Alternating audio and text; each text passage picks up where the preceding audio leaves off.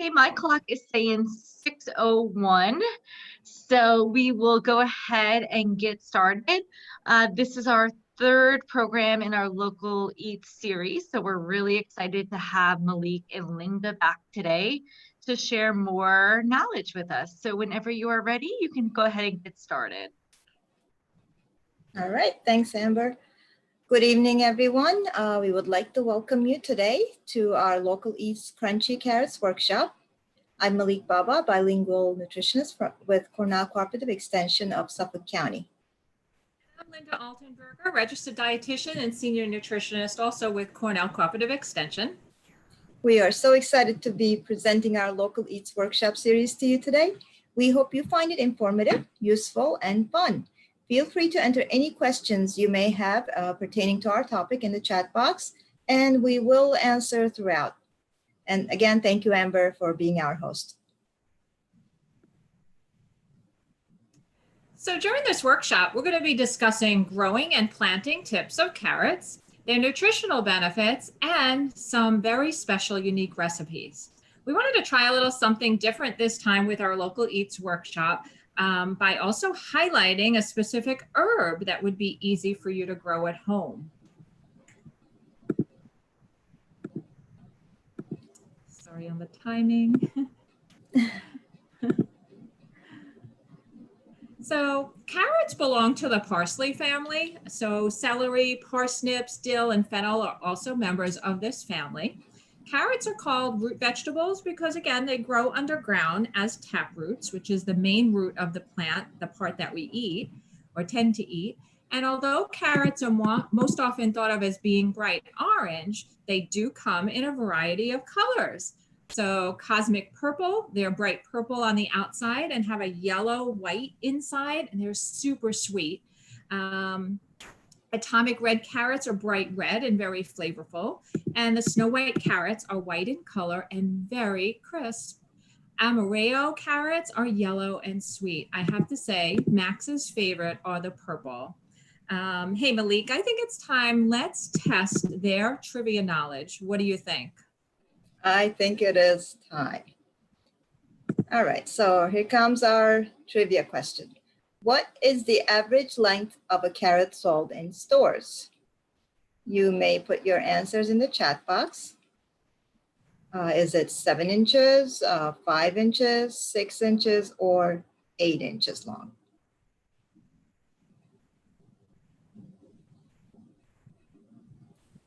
I see number 6. 6 inches. That's C. Another person says 6. Anyone else?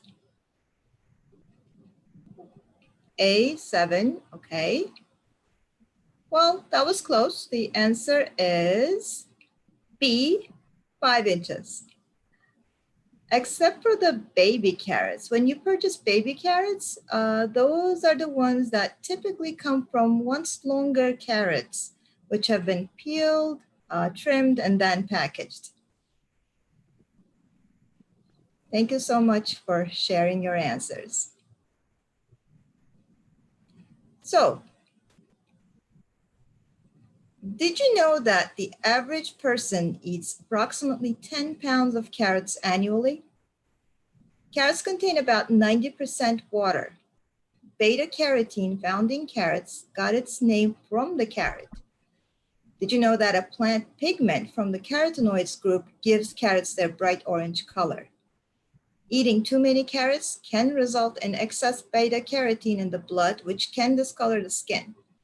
1 medium carrot contains about 4 milligrams of beta-carotene, so you would have to eat about 10 carrots a day for several weeks to see skin discoloration. Now, we're gonna take a look at a video showing us how to plant and grow your carrots. Oh, very informative. Malik, that's a lot of carrots to eat. So I know I learned a lot from watching this video. So let's take a look. Now, carrots, did you know that carrots don't produce a traditional seed? If any of you out there have tried to grow carrots before. So instead, the seeds come from a white flower. And the carrot seed has been used as a spice in herbal medicine. So let's take a peek.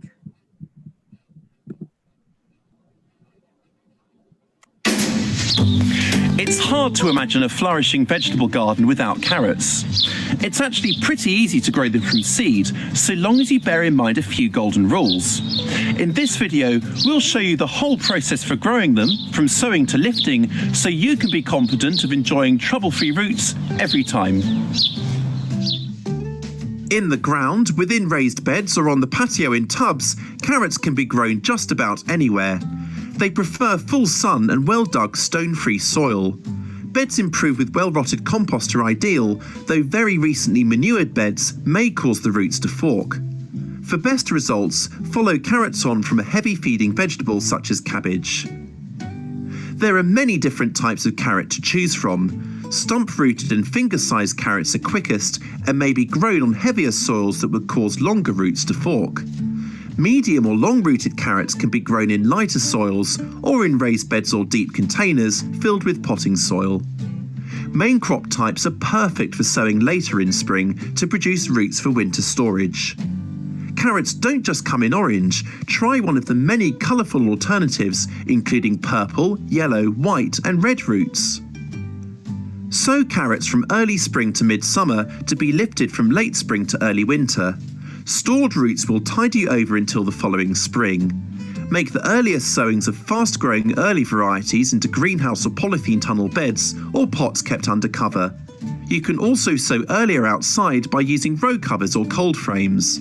Our garden planner can help you to work out exactly when to start sowing. Simply select and drop in a row or block of carrots, then click the accompanying plant list for sow and harvest dates based on your location. Adding crop protection, in this instance a row cover, will adjust sow and harvest dates accordingly. Click back onto the plant list and we can see that the dates are now half a month sooner than the carrots without protection. For a continuous supply of carrots, you'll need to sow a row every 2 to 3 weeks, with the final sowing made in midsummer using a main crop variety. Carrots do not like being transplanted, so it's best to sow them directly where they are to grow. Remove all stones from the soil. If a carrot root hits a stone it will fork, then rake the soil to a fine tilth. Now mark out your seed rows. The seed drill should be about 1/4 inch or 1 centimetre deep, with rows spaced about 6 inches or 15 centimetres apart, depending on the variety you are sowing. Sprinkle pinches of the seeds thinly along the row, then close the soil back to cover the seeds.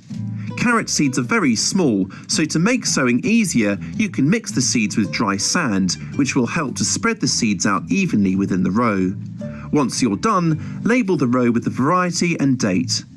To sow into tubs, fill containers with potting soil, then gently tamp down to firm. Sow the seeds very thinly over the top, then cover with 1/4 inch or 1 centimetre layer of potting soil. Water, then label. Carrot flies, or rather their maggots, are notorious for damaging the roots.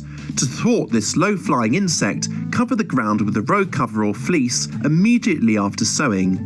Take care to secure the edges of the cover so there are no gaps. Keep covers in place throughout the life of the crop. Container-grown carrots are very easy to shield from carrot fly by simply raising the container up off the ground. Alternatively, grow companion plants such as leeks next to your carrot to confuse the flies. Our garden planner features a handy companion planting filter. Simply click on your carrots, then select the companion planting button to show suitable companion plants in the selection bar. You can now select and drop in your companion next to your carrots. Or double-click on the carrots to bring up the varieties box, where you can read variety descriptions, including those showing some resistance to carrot fly. Any clumps of seedlings can be thinned out as necessary by very carefully pulling any excess out. This can, however, dislodge the roots of neighbouring seedlings, so alternatively, you can use scissors to snip off the foliage instead.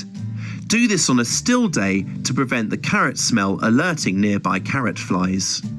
Sometimes carrots can bolt when they run to seed before they've had a chance to form their roots. Keeping the soil moist in dry weather will help to avoid this, while regularly removing weeds will minimise competition for available moisture and nutrients.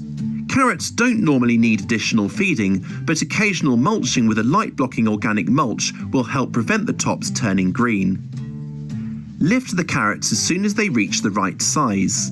The size of the top of the root poking out of the soil is often a good guide, or gently dig away the soil from around it to get a better look. Harvest alternate carrots so those left can grow bigger. Smaller, finger-sized or stump-rooted carrots have an irresistibly tender texture, while chunkier main crop types may need easing out of the ground with a fork. In places with mild winters, carrots can be left in the ground to harvest as needed. Alternatively, dig up the roots, twist off the foliage, then store in boxes of damp sand kept in a cool, dark place. Crunchy, vibrant and incredibly good for you, nothing compares to garden-grown carrots. I hope this video has convinced you to give carrots a go, whether you've never grown them before or if you've had bad luck with them in the past. You can let us know how you get on in the comments section below, and don't forget to share any clever growing tips or recipes you might have while you're at it.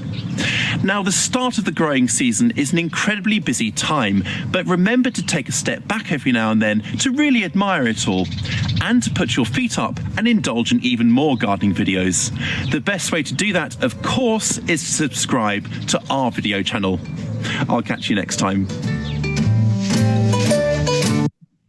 have to say, I learned a lot with that one. Me too.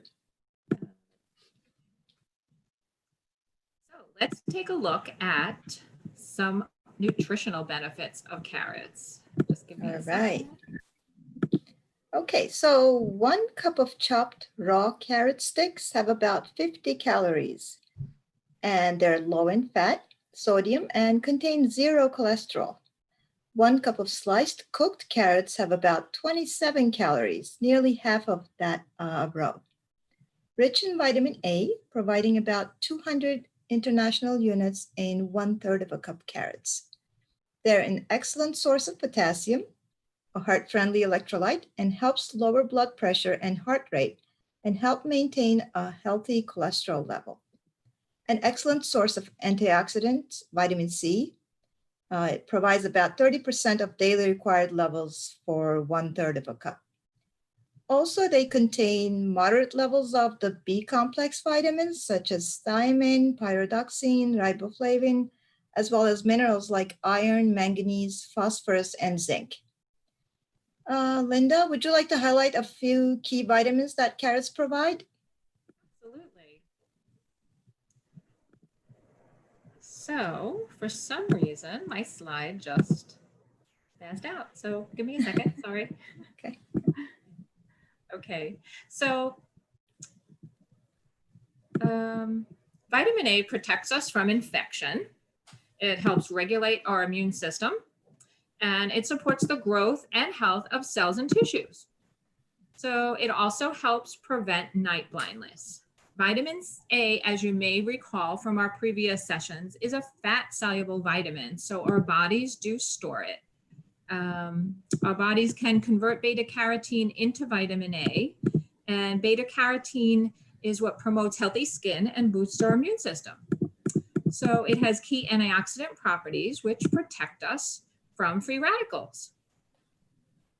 Very good. So vitamin K supports blood clotting and helps to make proteins needed for our blood, bones, and kidneys. So the nutritional benefits continued of vitamin C. It aids in healing, protecting us from infection and bruising, acts as an antioxidant to prevent cell damage and keeping our gums healthy, helps to form collagen, which holds our muscles and bones and tissues together. Malik, did you know that vitamin C also helps our bodies absorb folate and iron from plants? I think I've heard about that. That's why we need to eat our spinach with some type of vitamin C containing foods, right? Exactly. All right, let's review some fun facts about carrots. Carrots are the second most popular vegetable. Potatoes are number 1. Carrots were one of the first vegetables to be canned in the US. While it's true that carrots contain natural sugar, they do not contain much more than many other vegetables. They're just naturally, they taste sweeter. So no need to avoid these low-calorie, nutritious root vegetables. Carrots contain 6 grams of natural sugar per cup. carrots aren't just for bunnies, they're a superfood for humans. So how is it that you enjoy eating your carrots? Please take a second and share some of your favorites in the chat box. I know my dog loves eating them raw. I do too. Okay, someone's eating them with the dip.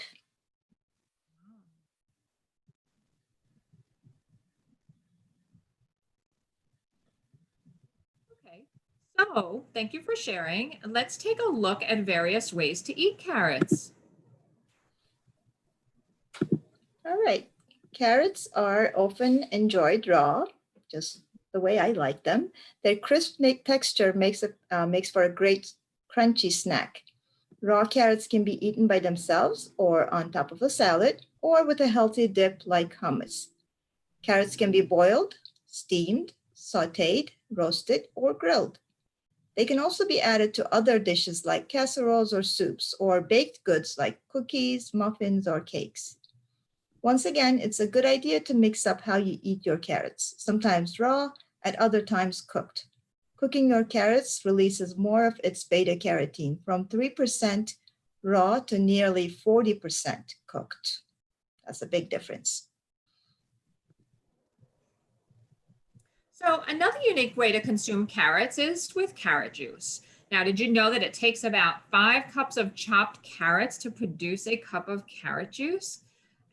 So while it's easier to absorb nutrients and antioxidants from the liquid form, so when you juice a vegetable or a fruit, remember that vegetable and fruit juices provide minimal fiber and therefore little bulk to your colon. So they tend to be very concentrated, dense in carbs and sugars. So compared to the same amount that you'd be eating in that vegetable or fruit. So they may not tend to leave us feeling too satisfied. So remember, 1 cup of raw carrots has about 52 calories per cup compared to about 94 for a cup of carrot juice. So again, they share similar nutritional benefits other than, the fiber. And again, the immune health, the eye, the skin, and even cognitive functions. So caution should also be given, just wanted to point out, for consuming large amounts of carrot juice, especially for children, pregnant women, and infants. Also, additionally of concern is if you are on, say, Coumadin, a blood thinner, you want to be aware that you could have an interaction with the vitamin K in carrots. So as you would know, Coumadin is prescribed as a, to prevent blood clots. And the vitamin K promotes blood clotting. So they kind of act antagonistically. And so it's important that you suddenly not all of a sudden eat too many vitamin K rich foods like carrots. So it might be a conversation you want to have with your physician. So let's take a look at the different forms that carrots come in or available in. Okay, so fresh or frozen, which do you think is best?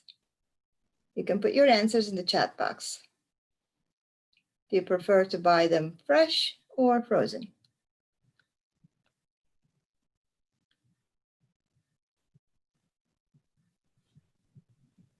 Someone says fresh, both. Very good.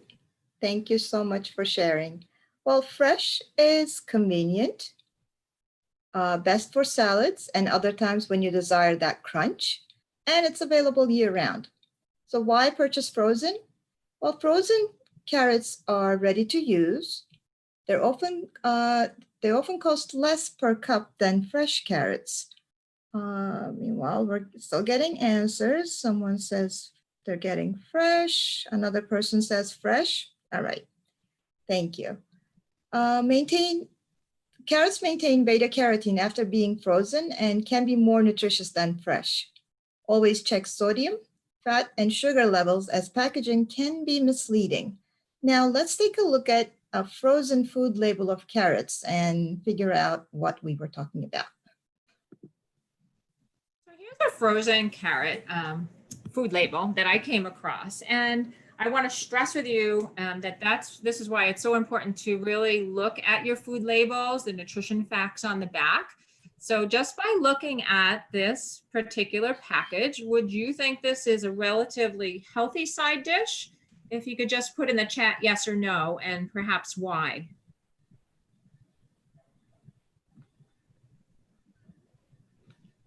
Don't be shy. Anyone? Yes, no? Someone says yes, it has no acid. Okay. No preservatives, so it's a yes. No artificial flavors. And someone says not as healthy, it's processed. Someone else thinks it's healthy. And another person says not too much sugar. So thank you so much for sharing. So again, you can see, like, if you were in a rush in the supermarket and you're looking to just throw something in your wagon to quickly make for your family when you get home, the outside packaging is definitely deceiving. So if we take a look at the ingredient list, as well as the nutrition facts label, okay, so first off for me is I noticed that the ingredient list has like 12 different ingredients. So typically we want to look for a label that would only have like carrots and maybe carrots and water or one other ingredient. So what items on that ingredient list surprise you?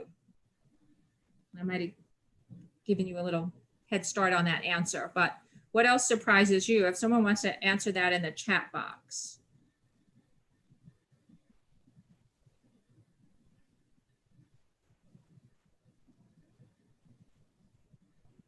Fat. Someone says fat is surprising. Mm-hmm. Not really. It does say lightly sauced. Okay. Right. I was just actually going to say that, but waiting for the Yep. other answers to come through. Fresh cream and 2 starches. Okay. Yes. So what I found of most interest there is there's 3 different kinds of sugars. So, and then when you look at the label itself, you can see that they have the total sugar, of course, because carrots have their own natural sugar. The portion size is listed as a cup. So this bag is only 10 ounces, and it can be deceiving because I think most of us can easily eat this bag. It's not, that large of a size. And so if we did consume the whole container, that would give you 13 grams of sugar, additional sugars, so that's a lot of extra added sugar that we really don't need. And yeah, it is surprising to see the added salt and the added fat and such. So we really are better off doing our own carrots and steaming them or sauteing them. Also noting that the sodium would give you 420 milligrams of sodium. And I don't know about you, again, I'd much rather have just plain carrots. You look for the label that would just say carrots, and that would be a healthier choice. A lot of times if they say light sauce or in a special seasoning, those terms should set off a light bulb for you to really double check in the back what else has been added. So thanks for your replies on that.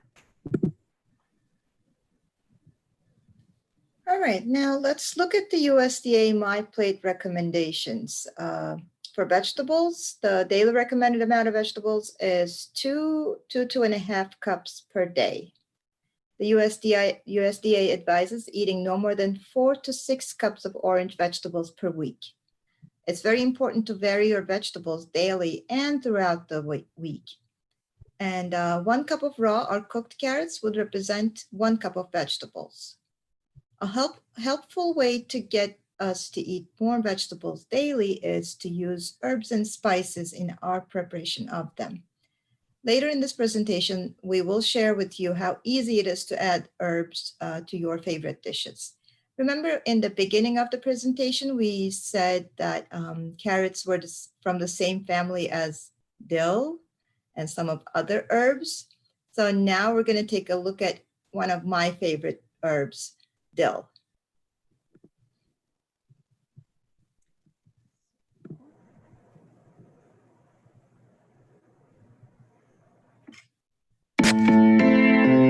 Hey guys, it's Bridget with San Diego Seed Company, and today I want to talk about one of my favorite herbs, dill. We cannot grow enough of it. It's so good on salads and soups and sandwiches. I mean, pickles, dill pickles, who doesn't love those? So let's talk about how you grow it. Dill is actually a cool season herb, meaning that it really thrives in the cooler, wetter parts of the year. So for those of us in Southern California, that means growing it in the cooler part of the fall or in early spring. What's gonna happen is the days get longer and the weather gets warmer. It's gonna do its natural process of wanting to go to seed. And now that's not the end of the world, because dill seeds are very flavorful. You can use them in cooking, and the flowers are great for beneficial insects. So if it goes to seed, not a big deal. If you have the space in your garden, let the plant provide precious flowers for all the pollinators in your area. Now, some of the keys to growing it is making sure that there's adequate moisture. Dill really likes good moist soil. So if you see kind of burnt tips or drying on the ends, that's probably a signal that the ground is not quite moist enough, or maybe it's getting too harsh of sun. We actually like to grow it almost as a companion plant with our cabbages. We allow the cabbages to shade the dill a little bit, which keeps the moisture in the ground and just keeps them a little bit happier. As far as harvesting them, you can harvest just the stalks from the outside like this if you'd like. But what you're doing, and if you've seen my other videos about arugula, you will recognize this system. By pulling on the outside, you're allowing for the central stalk to grow, which means that you're allowing for it to go to seed a little bit sooner. Instead, if you just take your clippers and give it a nice haircut, and you clip the whole thing, you're going to cut the middle of the dill plant, which is going to slow down the process of going to seed, which means you'll get more of the precious, delicious foliage that we love for cooking. If you don't use dill as much as we do in our house, then a couple of plants might be maybe too much. What are some of the ways that you can preserve dill? Well, we actually love to harvest a bunch of it, and then we blend it up in olive oil, and we just freeze it in little ice cubes. We do the same thing with cilantro. And although the flavor is not as powerful as freshly picked dill, it's a great additive to soup, salads, sauces. I love throwing it in with my salad dressing, my homemade salad dressing. I'll just thaw out the ice cubes with the oil, and then I can mix it in with my vinegar, all my other herbs, and I have instant, delicious, farm-fresh salad dressing. So if you're interested in growing dill, this is how you should do it. You can either direct seed into the ground, and if you do that, it's important that the ground stays moist during the time that the seed is germinating, so you get nice, even, quick germination. You can do that either by being on top of watering by hand, or you can have irrigation in place. Either way.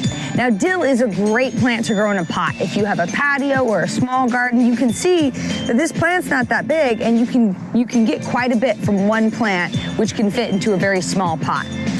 On our farm, most of the plants that we plant into the ground, we actually seed start, meaning that we start them prior to planting them out. We do that just so that we have better luck and we have more even germination and good spacing. If you want to do it that way, you can start your seeds in small little pots, and once they get to about 1-2 inches tall, you can plant them out into the garden. It's important to remember that whenever you're transplanting, you never transplant into dry soil. It's really important that you pre-water your soil first, and you water the hole before you put the transplant in so that it's as happy as it can be.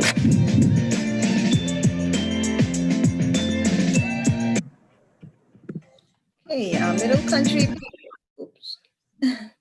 Middle Country Public Library purchases their seeds directly from the Seed Saver Exchange. After this presentation, you will receive an email from the Middle Country Public Library to request seeds. Patrons are allowed to 4 packets of seeds per month. Dill is available now for request. For information about the seed library, it can be found on the library website. Now we're going to see one of my favorite mashed potato recipes. But before we get there, if you haven't received the recipe, please either put your email address into the chat box, or you can email us so we can send you all the information on the recipes. So this recipe is great. It's actually one of my creations, and it combines carrots, potatoes, and herbs in a healthy and delicious way. And I believe next is the video, right? Yep.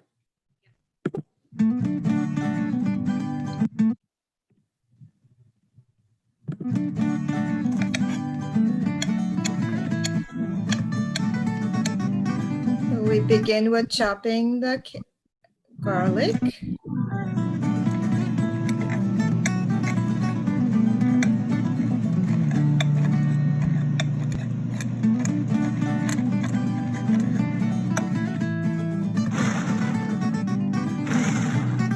And then shred the carrots.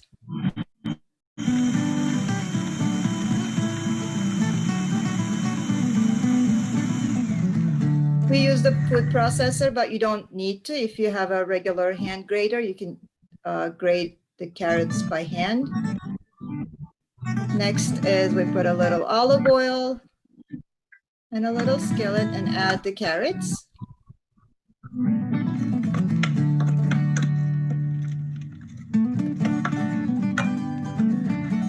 Saute them for about 5 minutes.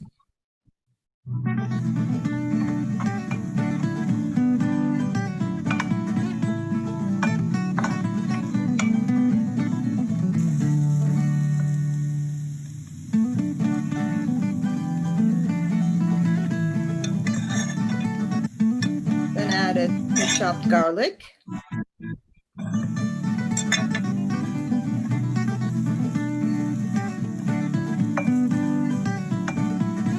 And it's ready in about a minute. Meanwhile, we boiled the potatoes and peeled them.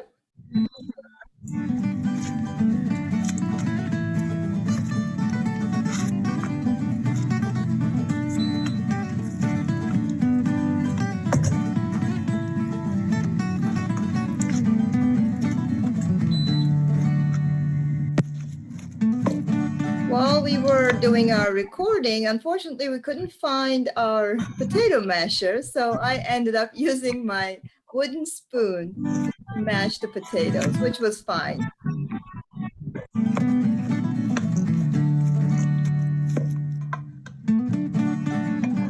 Added our sauteed carrots and garlic.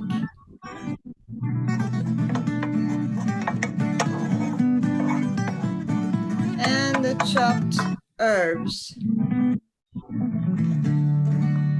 We had parsley, dill, and I believe we had a little bit of mint also. You can use any kind of herb you like.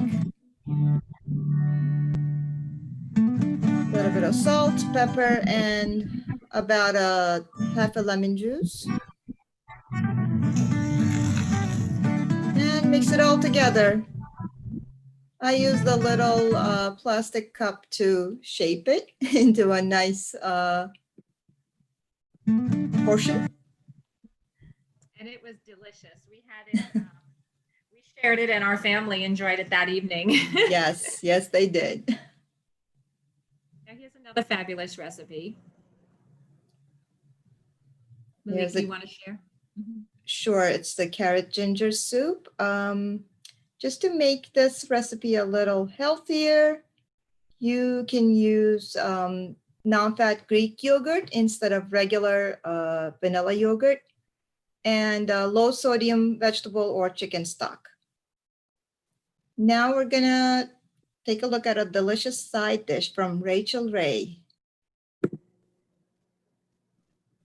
So we also got together and made this one, Malik and I, the ginger carrot and kale ribbons, really tasty and full of nutrition. So this recipe incorporated another veggie, and that was the leeks. So if you don't have leek, don't fear, you can substitute either green onion or scallions. And let's take a look at this recipe.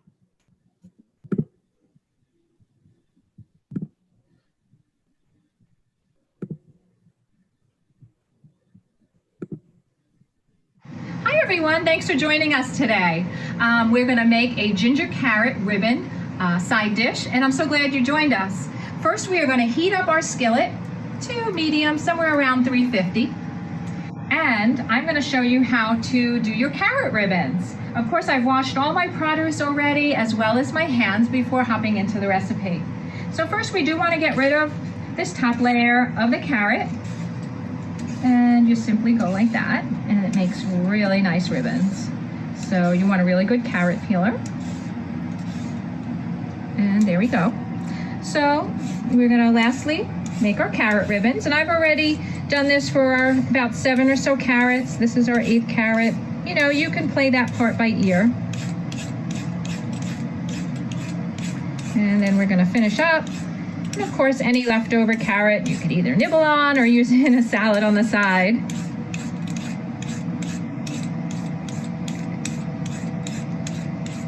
Okay, very good. So we are then going to add a 1/4 cup of oil to the pan and let that warm up just a second. And then we are going to add our leeks, our chopped leeks. Looks delicious. And then we are going to stir and cook this for about 5 minutes just to kind of soften everything up a bit. Oh, it's sizzling great. We'll give that about 5 minutes until softened. So this looks about right. You can see some of them are starting to brown a little bit. Again, an individual preference. You could always cook it a little more. Now we're going to add 1/3 of our cup of our golden raisins. I've taken the liberty of already dicing our garlic and our ginger. Fresh ginger, wonderful. And our lemon zest.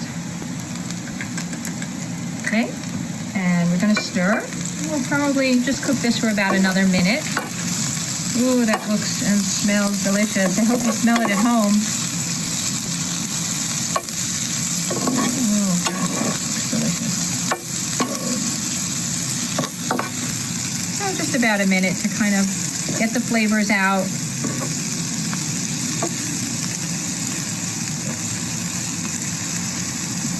There we go.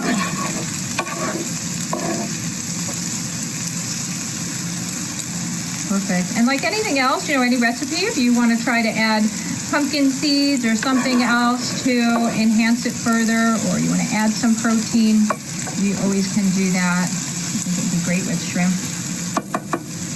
Okay. So then we are going to add in our carrot ribbons. There are a lot of carrot ribbons here.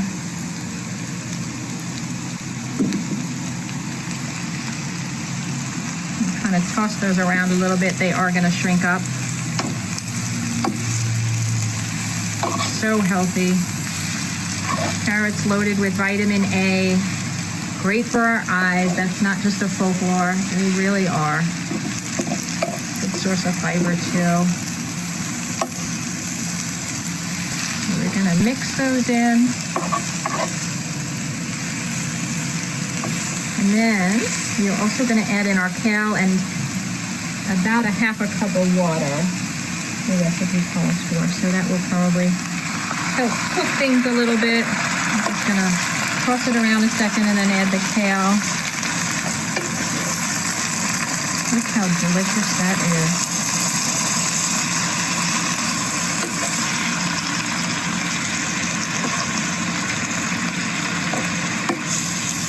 And I am going to put the kale in now. And get that mixed in. And there we go. Well, so many delicious flavors. I smell the ginger. And then our kale ribbons also. Add that in last. And we can also add in a little bit of salt. I think that was about 1/8 of a teaspoon, 1/2 a teaspoon. Or you can always do without. So they add a really nice flavor too. So we're just going to saute this down for a little bit.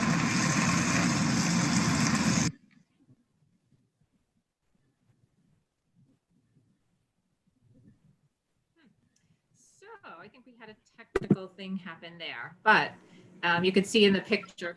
Hi everyone, thanks for joining us. That recipe was so delicious. I really encourage you to try it. It really was. Lastly, I think we're going to share now some really great Dessert. Yes. So this recipe features a whole wheat flour in addition to the carrots. So again, great source of fiber for sure with this recipe. So again, This particular recipe is not exceptionally sweet. It has a little sugar, but I have to say it's not super sweet. So if your goal is to maybe get the kids to try it and, you know, fall in love with it, you might want to experiment. You could probably add about 1/4 cup of brown sugar and see how that works first, and then go from there. Also too, you can make it gluten-free. You could substitute the 1 1/4 cups of oat flour for the wheat flour. And you can be sure that you're using, when you use the oats, that it's gluten-free oats. And you can make it nut-free by replacing the nuts with the pumpkin seeds, like a 2/3 cup of pumpkin seeds, or omit them all together. So it's your choice. So let's take a look at the video on this one. This was a lot of fun to make too.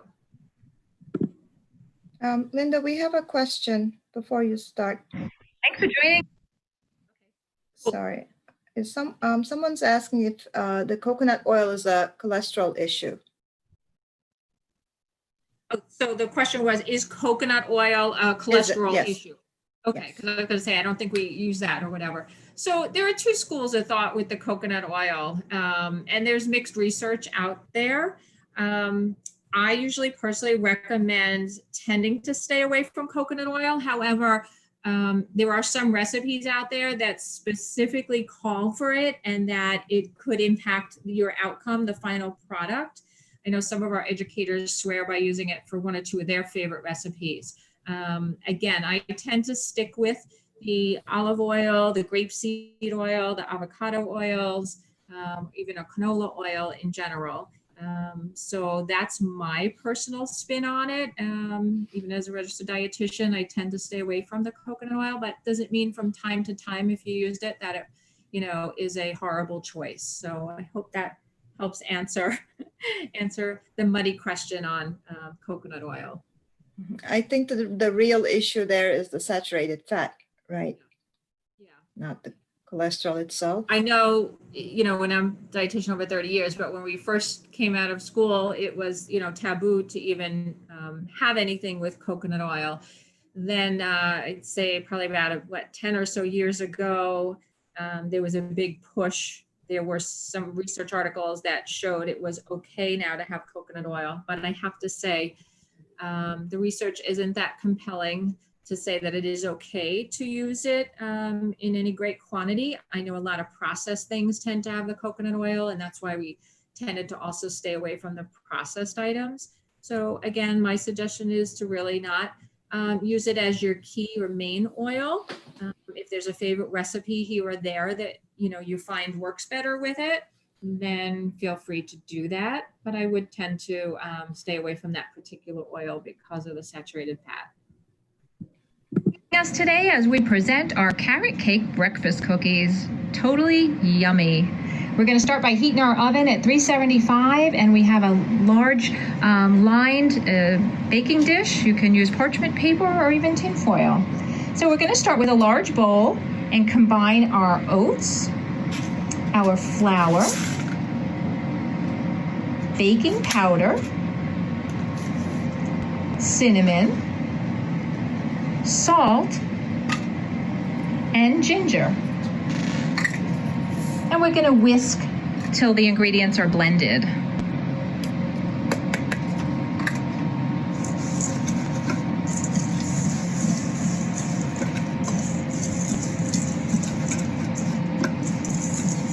Perfect.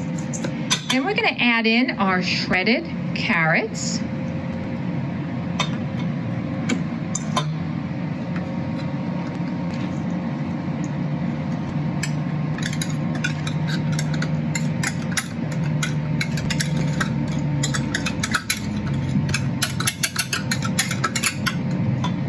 Our nuts, which in this case we opted for the chopped almonds.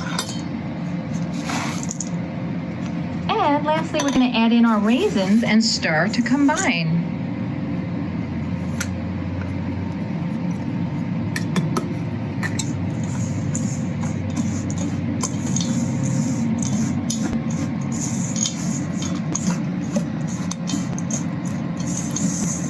We're Great. Now in a separate bowl, I guess a bowl of medium size, we're going to combine either our honey, which you could use honey or maple syrup.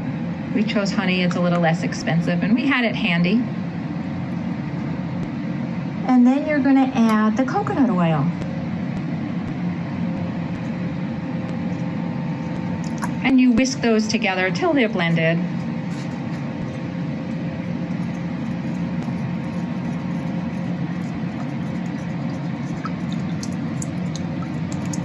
Then you'll take the liquid mixture and pour it into your flour mixture. And you don't want to over stir, you just want to mix it till combined.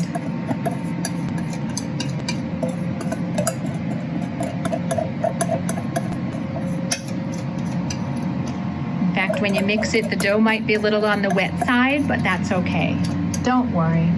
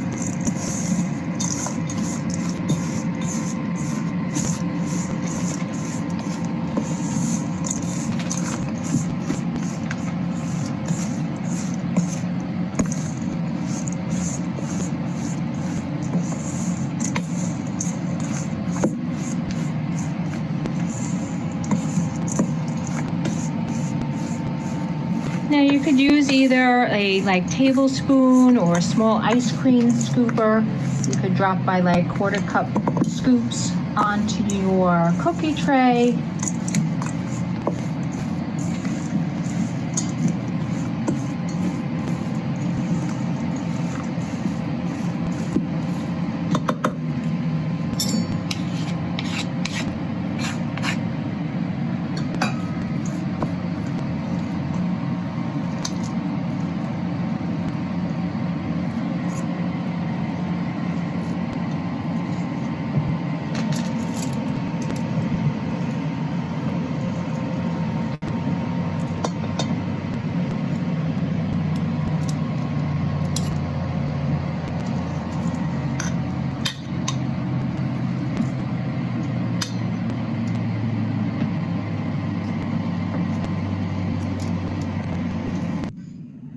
So we're going to bake the cookies for about 15 minutes till they're golden around the edges.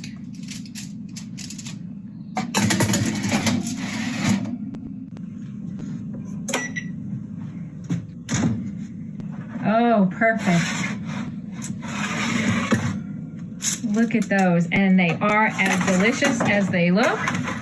Remember, leftover cookies can keep covered at room temperature up to 2 days and in the refrigerator up to 5 days. Also, you can freeze them up to 3 months, but I don't think they're going to last that long. Enjoy! Yeah, I had forgotten that this recipe actually did originally call for the coconut oil, and I think that's what we had where we prepared this recipe together, but definitely switch that out to your favorite oil and it would come out just the same. Yes, that was a question that someone asked in the chat box. So they can use any kind of light oil. Absolutely. All right, I believe we have one more cookie recipe to look at.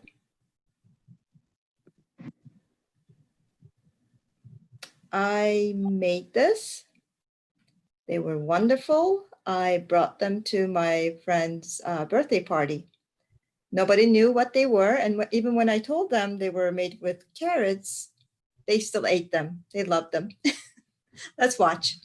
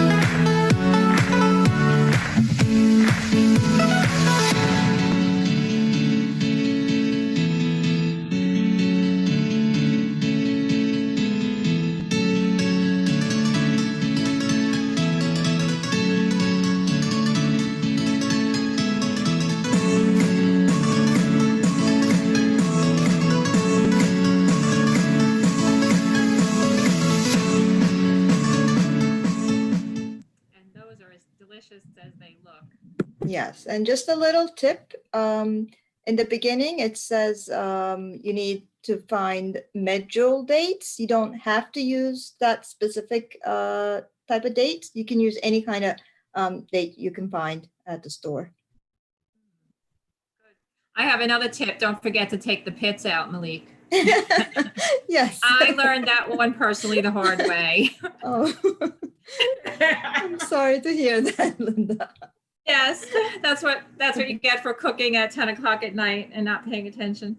Anyway.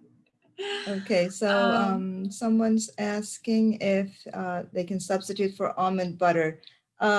Is it because of a nut allergy? You can use soy nut butter or sunflower seed butter.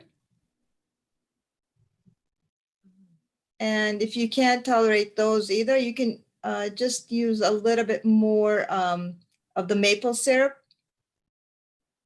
and maybe a couple of drops of milk or soy milk. Cool. So, what questions do you have for us? Great recipes. Thank you. We enjoyed making them and tasting them too. And someone says, I've learned to only buy pitted dates, made the same mistake. You're not alone, Linda. Yeah, I was going to be really upset if I ruined my brand new, processor. So. Oh, yeah.